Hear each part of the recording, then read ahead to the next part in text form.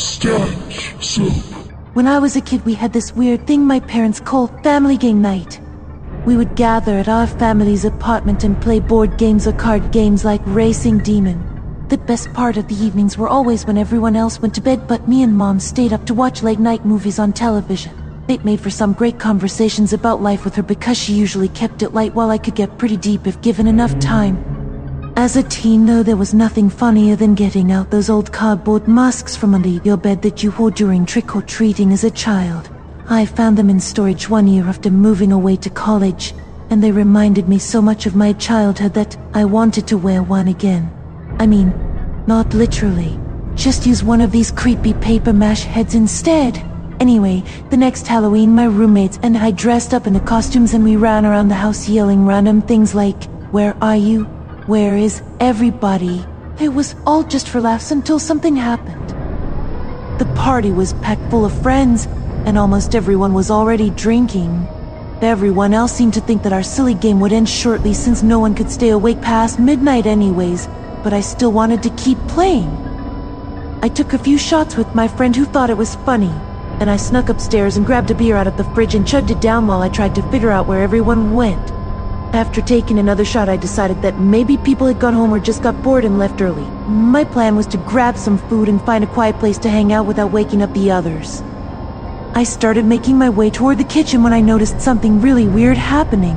The lights were off except for candles flickering along the walls, and the shadows made everything look scary. Not normal stuff either, like bloody hands clawing at your face from the darkness.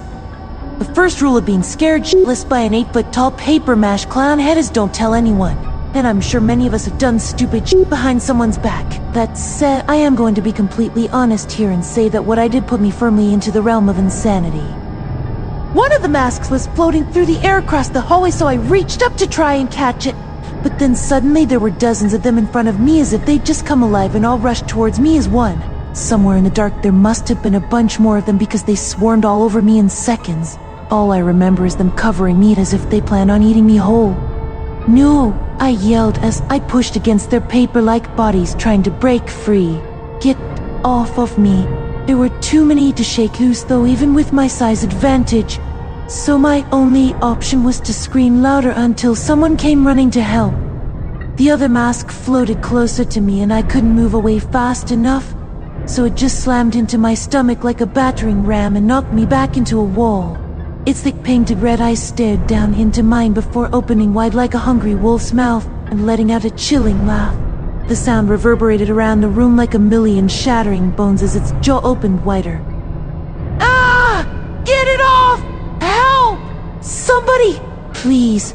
My screams turned to terrified moans as the clown head clung onto me tighter and wrapped its long fingers around my neck. "Stop moving. Stop struggling," it whispered to me while continuing to choke me harder and faster than anything I could have imagined, especially considering how small I am compared to most people. I didn't know what else to do, so I stayed limp while I tried to make myself breath through his tight grip, but he kept choking me every time I inhaled too hard. After about 20 seconds of pure torture, things seemed to calm down and the monster released me from its deadly embrace. I fell to the floor in a heap, gasping for air and coughing uncontrollably, but that was probably worse because my face was burning from the inside out. As soon as my vision started coming back, I saw a dark figure looming over me, a person with no face. "Please!" I begged him between sputters as I crawled toward the door on my hands and knees. He just stood there silently staring at me like some kind of sick art exhibit or something. "Why are you doing this?" I screamed, but there were just more of them everywhere, surrounding me and holding me down like a bunch of rabid dogs. The second rule of being scared shitless by an 8-foot-tall paper mache clown head is don't let anyone see you naked unless you want to be mocked for the rest of your life. "Ah! Help me!" I ran into the living room screaming bloody murder, hoping someone would hear me, but everyone was passed out, drunk or asleep. The only one awake was my friend, who still had her shirt off, dancing to music alone in front of the fireplace, wearing nothing but underwear and a smile as she danced. "You okay? What happened?"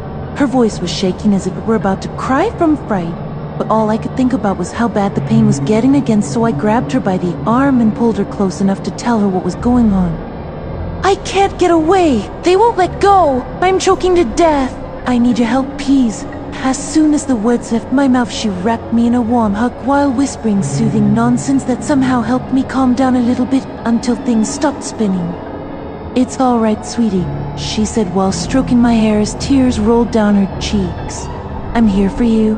We'll figure this out together." As we sat there in silence, trying not to freak out too much, I watched the shadows creep across the walls. My fear was turning into anger and frustration because none of us knew why they were doing this or how to stop them. Then suddenly the masks started moving towards us from all directions like zombies ready to attack with their razor-sharp teeth. "Get out of here!" She screamed at them like a mad woman. But instead of leaving, they just started closing in around us, inching closer every time they got within reach. I began crying uncontrollably when I saw the monsters move even faster than before. And then without warning, the room went completely black except for those candles still flickering on the walls, casting dark, ominous shadows everywhere. It felt like we'd been transported back inside a horror movie where a bunch of creepy clowns were about to kill the main characters. We tried our best to stay quiet so that no one would hear us scream. Then after a while it became harder and harder to breathe, so I finally asked her what she had meant earlier when she said we would figure everything out together. "I have no idea what I mean," she answered while shaking her head as if she didn't know what I was talking about either.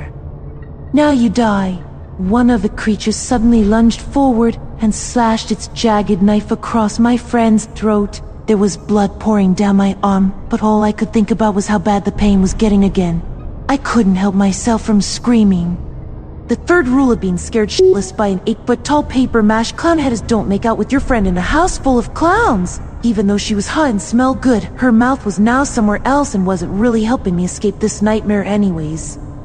I wanted to say something profound like, "There's nothing we could have done differently," or "There's always next Halloween," but all that came out was, "Oh god, oh shit." Instead, I just squeezed her tight until all of a sudden the masks disappeared into thin air, leaving the room totally empty except for the candles which flickered with a dim light again. Everything returned to normal just like that, except for the fact that my friend didn't seem very happy with the results. We looked at each other for a few seconds trying to figure out what happened before realizing everyone had come running and see what all the screaming and yelling had been about, only to find us both passed out naked in front of the fireplace, completely oblivious to what had been happening. Some of them even laughed and started taking pictures of us while we lay on the floor in front of them. My heart sank deep within me as I stared up into space, remembering everything that we'd seen, heard, and felt while we were fighting against our worst fears as human beings. I tried not to let my tears fall because I knew they'd never understand, especially considering I was drunker than hell at the time too. And when you're so high you can't walk straight, there are no words for it. It was hard to explain, so I decided not to try since no one would have understood anyway.